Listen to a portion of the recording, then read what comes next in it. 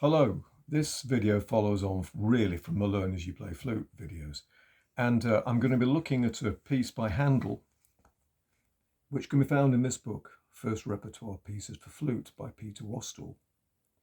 It's a book well worth buying. This is an old edition. Everything I've got is old former first edition copies, more or less.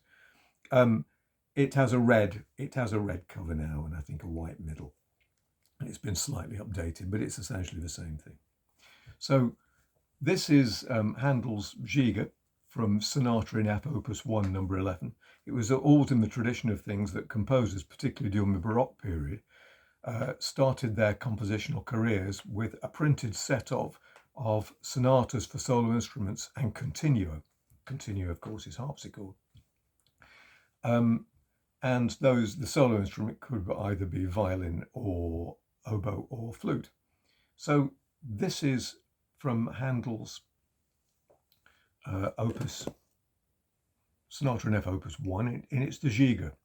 I'll play it through and just talk very briefly about it at the end and highlight the salient points. Okay.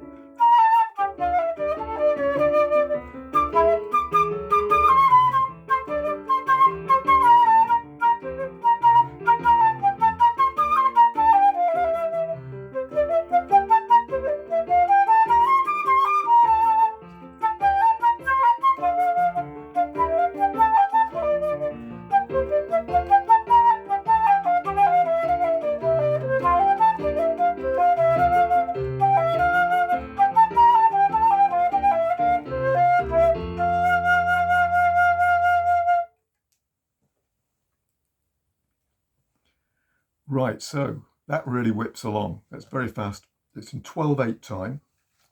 Let me just find the page in the actual score because I've had to photocopy that.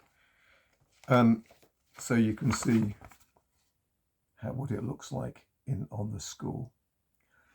The quavers are grouped in 4 lots of 3 per bar because of course it's in 12/8. What I do is slur the first 2 and then tongue the last note of the quavers. So it's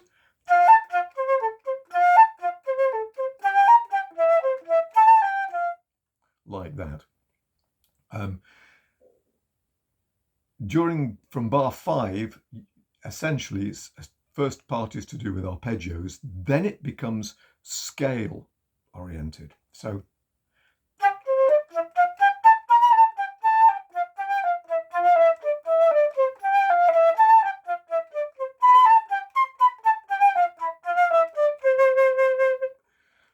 mostly I slur the first 2 quavers and then tongue the last quaver in every 3. And then that, of course, brings us to the dominant, the first half of the piece, essentially it's a binary form piece, so it's in two halves. So the first part is a journey from F major to the dominant C major, and then the last half of the piece, essentially the last 2/3 of the piece, is a journey from the dominant back to the tonic. So the first part of the first half is to do with arpeggios. And then, of course, from bar 5, it's scales.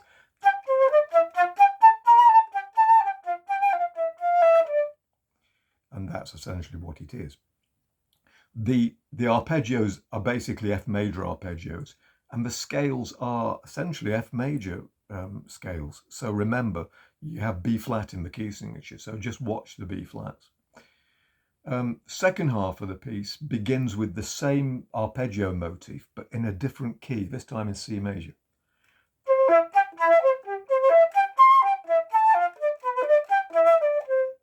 So what Handel is doing essentially is following the ritornello principle. So it's a refrain which keeps occurring, which becomes a landmark. And then, of course, the scales are episodic. They're more soloistic, and they get us from one particular key to another key center. From bar 11 in the second half, of course, we're back to the F major.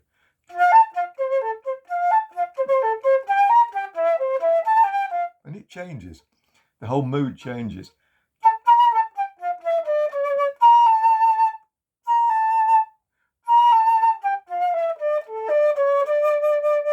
And we move to the relative minor, to D minor.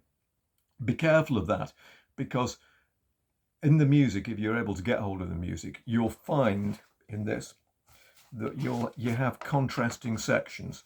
So second half begins loud, and then we have these little echoes, and then back to loud. And then what happens is we have this sort of section which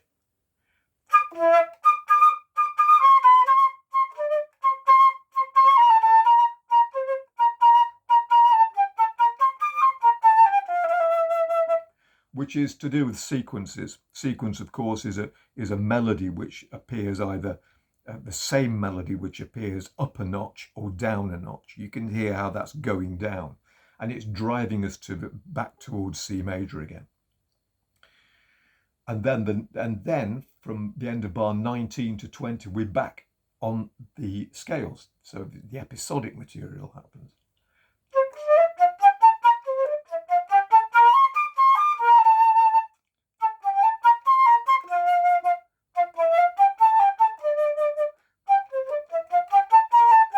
And so on.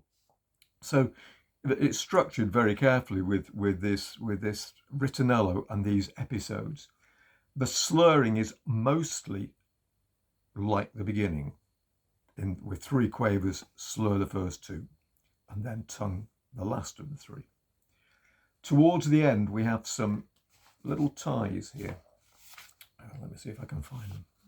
Just here. So just watch those ties. I'll play those for you.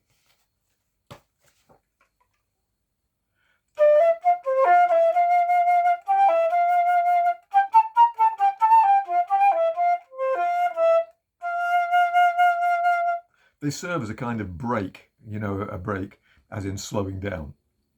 And they introduce the end of the piece very nicely. That piece is a great piece to play. It's musical. It's difficult. It'll take some looking at, but I hope you enjoy it. It's worth listening to, and it's worth learning. And you can get the accompaniment online if you look. So it's I'll mark it down in the description when the video is ready. Okay, well, I hope that's useful for you, and you'll get something from that video. Okay, bye-bye, thank you.